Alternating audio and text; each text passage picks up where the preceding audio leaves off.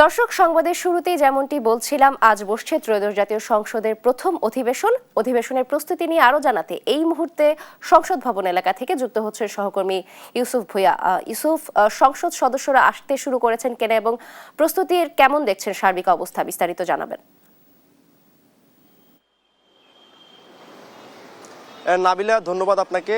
সংসদ সদস্যরা কিন্তু ইতিমধ্যে আসতে শুরু করেছেন। সংসদ অধিবেশনের যেই কার্যক্রম, সেই কার্যক্রমে আমরা দেখানোর চেষ্টা করছি আপনাদেরকে যে আমরা এখন ঠিক সংসদের গেটে রয়েছি। সেখানে কিছুক্ষণ আগেও দেখেছি যে সংসদ সদস্যরা প্রবেশ করছেন, এখনো আসলে একজন প্রবেশ করছেন এবং একে একে সংসদ সদস্যরা আসা শুরু করেছেন। আপনাদেরকে জানিয়ে রাখি, আজ কিন্তু ঠিক বেলা 11টার সময় সংসদ অধিবেশন বসতে যাচ্ছে এবং সেই অধিবেশনকে কেন্দ্র করে ইতিমধ্যে সব ধরনের প্রস্তুতি সম্পূর্ণ করেছে সংসদ সচিবালয় যেটি রয়েছে সেটি। এবং জানিয়ে রাখি যে সংসদ অধিবেশনের যে কার্যপ্রণালী, প্রথম অধিবেশনে কিন্তু যিনি প্রধানমন্ত্রী রয়েছেন সংসদ নেতা হিসেবে এখন তারেক রহমান, তার স্বাগত বক্তব্যের মাধ্যমে কিন্তু সংসদ অধিবেশনের কার্যক্রম শুরু হবে।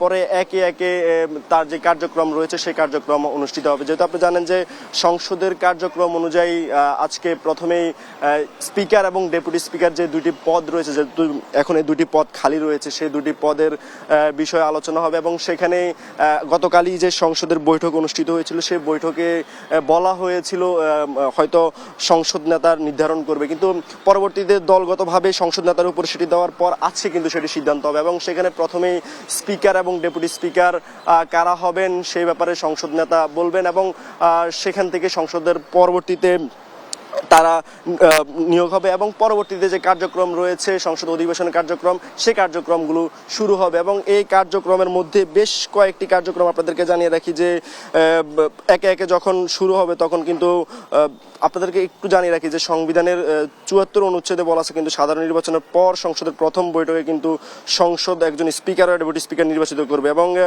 এই আহ্বান আজকে কিন্তু সংসদ নেতা যিনি রয়েছেন তিনিই করবেন। এবং পরবর্তীতে রাষ্ট্রপতি ভাষণেরও কিন্তু একটি কথা রয়েছে সংসদের, এবং রাষ্ট্রপতির ভাষণের উপর মন্ত্রিসভায় যে ভাষণটি হবে সেটির উপর প্রেক্ষাপটে কিন্তু সেই ভাষণটি দেওয়া হবে। এবং একে একে পরবর্তীতে নতুন স্পিকার এবং ডেপুটি স্পিকার সংসদের এই যে আজকে যে স্পিকার এবং ডেপুটি স্পিকার হবেন তাদেরকে কিন্তু সংসদে শপথ বাক্য পাঠ করাবেন রাষ্ট্রপতি মোহাম্মদ শাহাবুদ্দিন। এবং এরপর সংসদের 5 সদস্যের একটি সভাপতি মণ্ডলীর মনোনয়ন এবং সেখান থেকে শোক প্রস্তাব দেওয়া হবে এবং সে সাথে যে কার্যপ্রণালী রয়েছে সেই কার্যপ্রণালী অনুষ্ঠিত হবে এবং এভাবেই কিন্তু সংসদের আজকের যে কার্যক্রম সেই কার্যক্রম অনুষ্ঠিত হবে। তবে আমরা এখন রয়েছি সংসদের ঠিক প্রধান গেটে।